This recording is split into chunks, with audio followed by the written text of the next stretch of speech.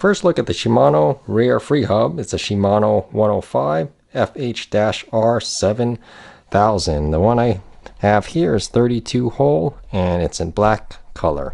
Side of the box indicates that it could be 11 speed or 10 speed. I think with other spacers you may be able to use 9 speed or 8 speed as well. And it looks like still the old packaging. Shimano switched to some new packaging. Inside here I can open this up and show you what comes with the retail package here.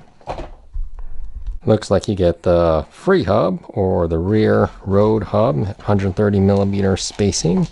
And I'm glad that you do get this 1.85 millimeter spacer. This spacer is so you could use 10 speed cassettes on the 11 speed free hub. And also looks like it comes with a brand new Shimano skewer quick release. So that is actually real good because some hubs do not come with skewers. There's a piece of paper that indicates what it's for. I can briefly go over the user manual or safety instructions. Important thing to note is just don't tighten by screwing. After you screw one direction, you have to flip the lever to tighten it. So for those of you who don't know, this is to loosen it and this is to tighten. So don't just tighten it like this and just have the wheel sitting there. After you pull this in, this goes closer and uses it as leverage. So if you could see closely as I do this, it uses the leverage to make the wheel real tight. While some hub manufacturers want some type of grease or lubrication inside the hub, Shimano says do not apply any lubrication inside the hub. This indicates to tighten the nut on the end here. Then when it gets close to tight, turn an eighth of a turn at a time and open and close the lever until you reach the desired tightness. This section just names the parts such as the rear free hub and quick release skewer. There's just some info on what a quick release is and the function. And this shows how you use the adjusting nut to tighten or loosen the rear quick release before you use the clamp. Also want to make sure your hub and free hub is seated all the way back and not have a space in the rear dropouts. So this is also kind of how I tighten it. I use the adjustment nut on one hand and I go back and forth with my opposite hand tightening it. And I also put my quick release on the left side of the bike or the non-drive side.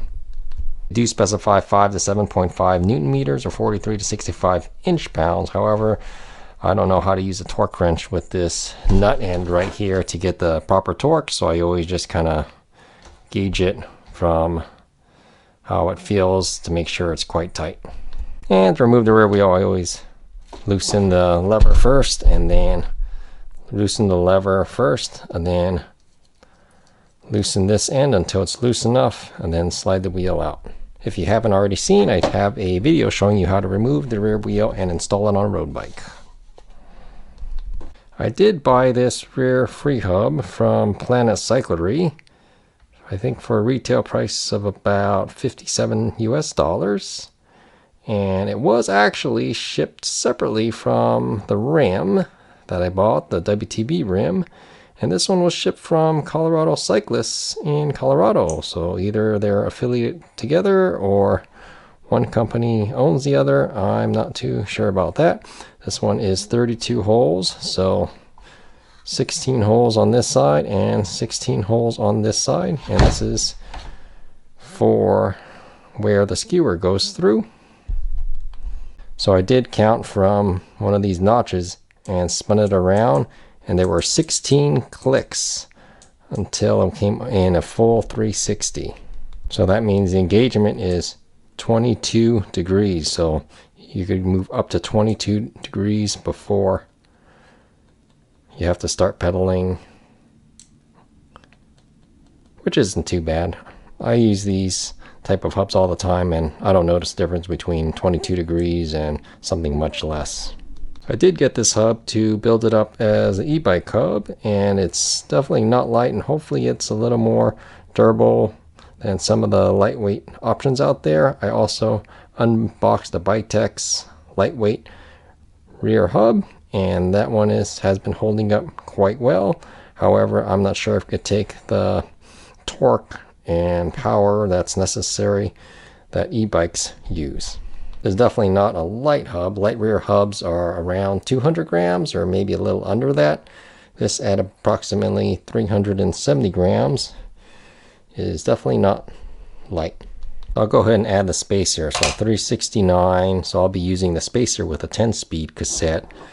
So that adds another 4 grams, and then from 373 we'll add the skewer here.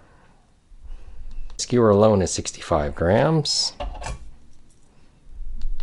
Alright, let's take a look at the holes for the spokes, or the spoke holes on this free hub here. I have a thick spoke, 2.3 millimeter Sapim Strong, and let's see if it fits. Typically the spokes are 2.0 millimeters, so the 2.0 millimeter side fits, and the thicker end, it indeed fits. So 2.3 millimeters, and it could wiggle around and move, so it fits. Looks like just fine with the Sapim Strong 2.3 millimeter thick spokes. Here's some of the specifications of the hub, because if you build a rear wheel with this hub, you need to know some of these dimensions here. The free hub is listed as steel, so that's good. Good thing about the steel free hubs is that if you have a cassette, hopefully it wouldn't bite or make little teeth marks into the paws here. The cassette won't dig in and wreck the free hub. So steel's good, but it is a little bit heavier and, in my opinion, quite a bit more durable. And one of these little paws, or splines I should say, here has one, and that's how you know how to orient the cassette onto the free hub. Shimano has a large factory in Malaysia, and they make a lot of components there, and this one is of probably that factory. A lot of high-end Shimano components may be also made in Japan. Let me see if I can hear the free hub noise here. On the non-drive side, there is an area for a cone wrench there, right here, and there are indentations here, and the other side where you could use Allen wrench, probably a 5 millimeter, if you need to disassemble it in order to replace the free hub. One of the reasons you might want to replace this, as it is steel, your cassette shouldn't bite into it. However, I do not believe it is stainless steel, so it could corrode after harsh weather conditions, after prolonged use, in my opinion. However, the hub body here appears to be of an alloy type material that doesn't seem to rust.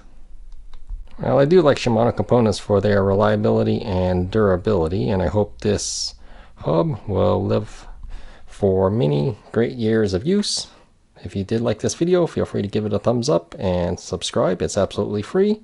Please let me know if you have any questions in the comment section below, and have a most wonderful day. Thank you for watching.